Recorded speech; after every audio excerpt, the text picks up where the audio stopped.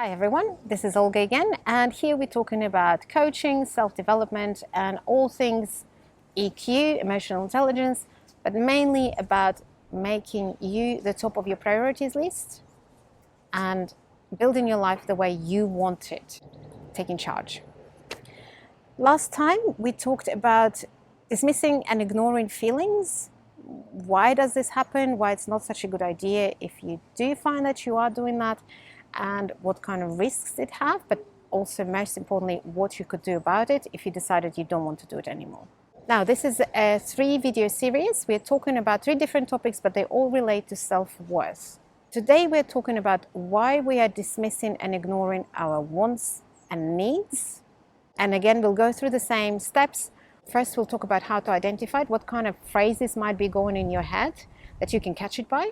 Why is this happening? What it could lead to, why it's not such a good idea, why it's not like, oh, well, yeah, whatever.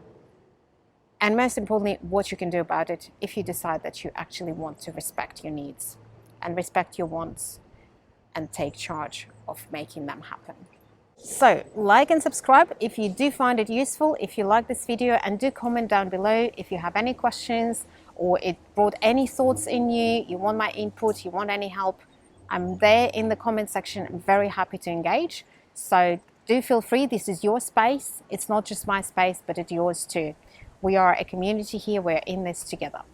So let's dig in.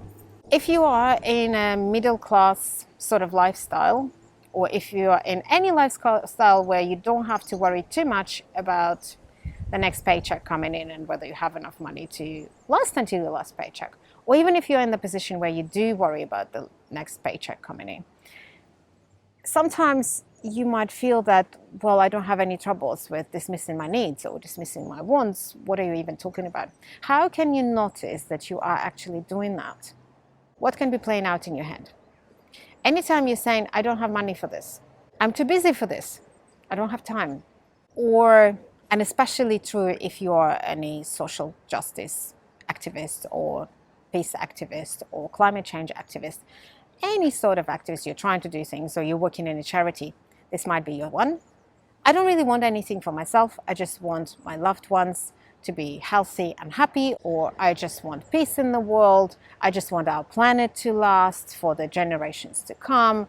I just want to create justice for these people who are treated with discrimination, etc., etc., etc. Red flag, red flag. Let's look at the roots of why we might be having those thoughts, and then we'll look at why they're problematic. So the first and the biggest one is the survival mentality, where we believe that the resources are scarce and there is not enough. And what that means, it means that we can only allocate them to the things that are absolutely essential to survival. Everything else is not so important and gonna be skipped. Funny thing is, the second reason is when we escape the survival, like we don't need to survive anymore. We've survived, we've done it. But then capitalism and, overachieving mentality of our society puts us into a race mindset. So now, instead of surviving, we're constantly racing. So the good life is going to be happening sometime after that, once you've achieved enough. Let's have a spoiler alert here. There is never enough achievement in that mindset. You will be always having to achieve more. Even once you get that 6-figure income or whatever it is that you're after in your race, there will be more that you have to achieve before you can relax and enjoy your life. And the way it may show is that you're happy to spend money and time, which are the biggest 2 resources you've got. You're happy to spend them on something like a CPD, but you're not so happy to spend them on something that is just for pleasure, and you're not having any ideas of monetizing it in the future. So like you're creating a blog, but you're not thinking like, well, I'm going to get to a point where I can monetize this. And then you don't create the blog because you don't have time for this. Switching gears a little bit, and now the other very big reason, and especially true for us women, is the way we're socialized in the world. The female socialization teaches us that we need to be very thoughtful of others. We're taking into account everybody else's wants and needs before we think of ourselves. And it's kind of very nice and generous and such an empathetic way of living. The only problem is it leaves us with almost no resources to live by. And we'll talk about the consequences later, but yeah, not a good thing actually. It's that moment where be kind to others is taken way out of proportion and taken way too far than it needed to be. It's like be kind to others no matter what that means to you. Even if it means treating yourself badly, be kind to others. Another way that it sometimes shows up, and not only for women but for men as well, is where we believe that we're not worthy just because we are, right? We're not worthy for who we are. We're only worthy anything if we're working very hard or if we are doing something for someone else. I was distracted by the guy who waved at us, but kind of funny. If that's your story, you're probably giving yourself what you want as an award for achieving something. You've done well at the year exams and you treat yourself to a nice dinner. You've finished the project at work and you go on a vacation. You don't take the vacation before you finish the project. You don't take a day off before you finish the project, you're working on the project. And only after do you take yourself on vacation. Or if it's more in relation to other people, you may be expecting them to give you something that you wanted as a gift, as a thank you for what you've done to them. You've helped them, you've been amazing to them, you've been so supportive, and now you don't really say it, but you kind of want them to appreciate you, and it would be really nice if they did that particular thing that you wanted, and you're kind of trying to let them know without letting them know. We'll talk about it again a little bit later. There's always more, but we'll stick with just these two main bits for now. Female socialization and survival mindset, which then changes into a racing mindset, which is the same thing really. And when I'm talking about female socialization, again, if you are working for a charity, in the community work, any type of community work, any type of service, you're serving others, that's probably your story too.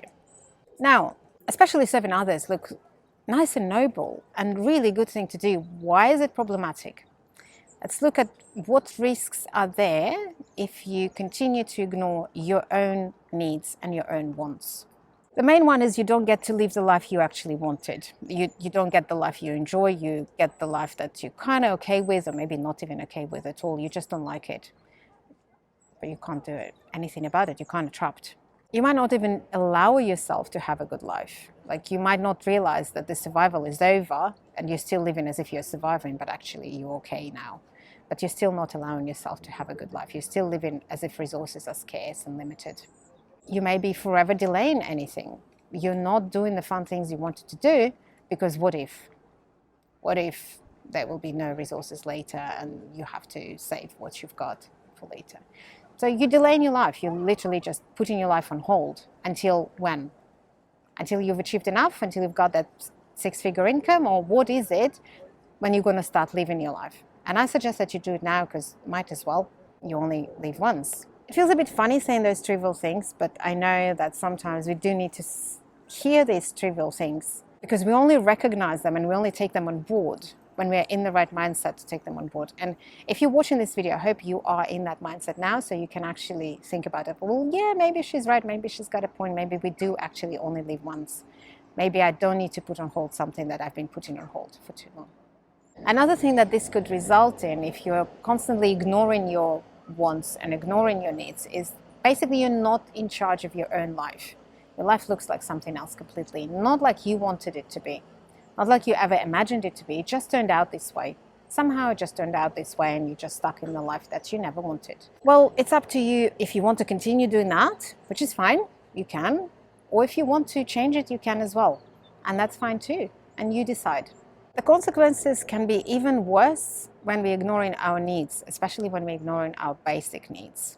If you pride on not needing a lot of sleep and being able to work on just 5 hours of sleep, well, maybe not so good for your health.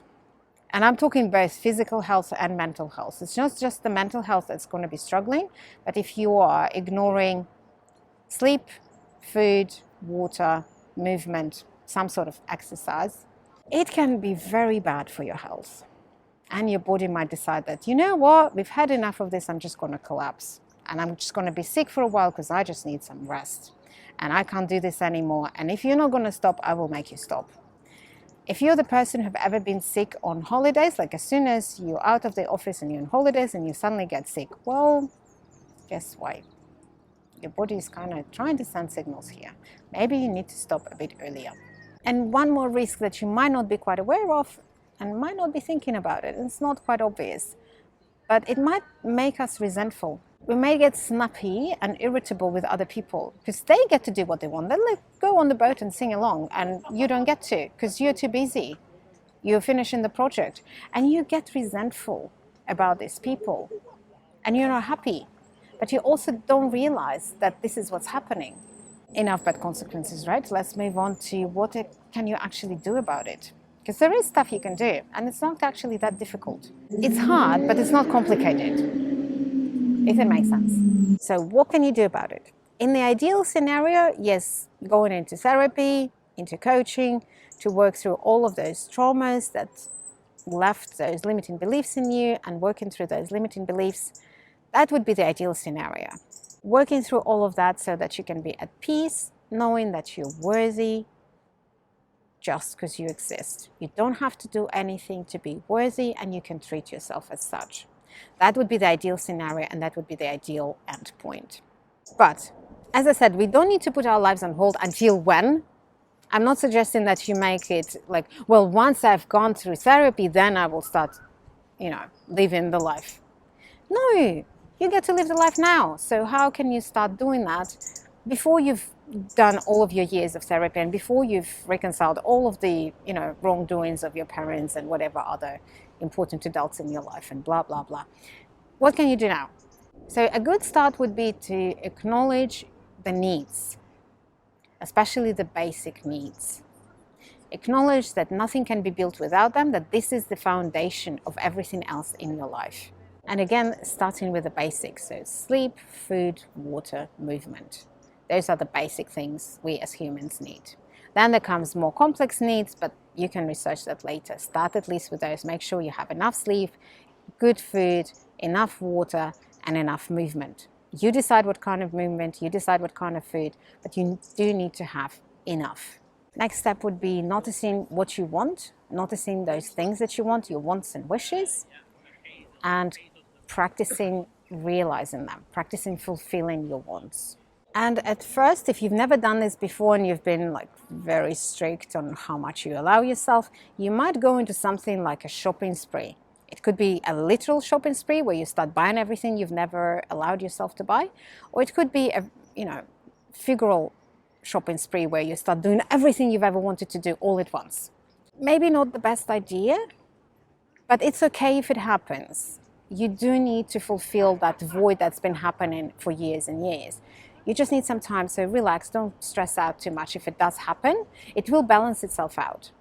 But what we're aiming for is practicing those wants, like fulfilling what you want, giving yourself what you want, but from the adult point of view. So as an adult, you can view how this specific want fits with everything else that you want in your life and all of the other needs that you have. And then from there, you can decide what you want to do about it.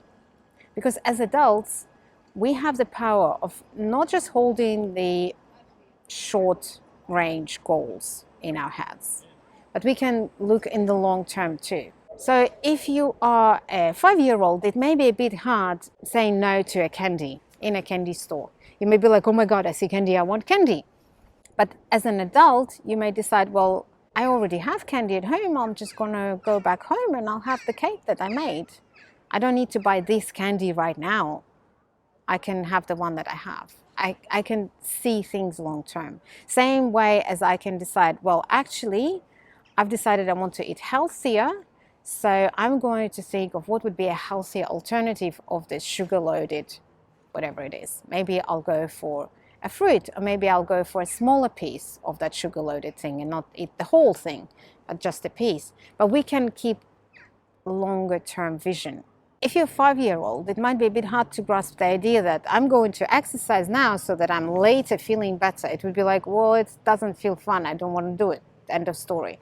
But as an adult, you can remember, well, when I exercised before, after the workout, I felt really good.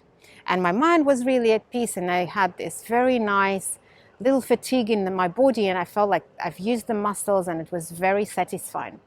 And even though I don't enjoy the start of the workout, I actually remember enjoying once I'm already doing it.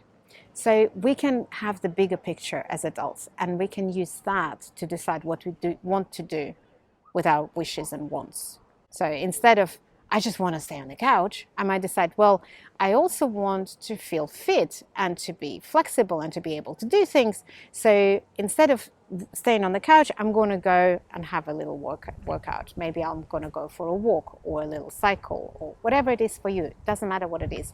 The idea is that you have the long-term vision of what you want your life to look like, and you can create it by choosing what you're going to do.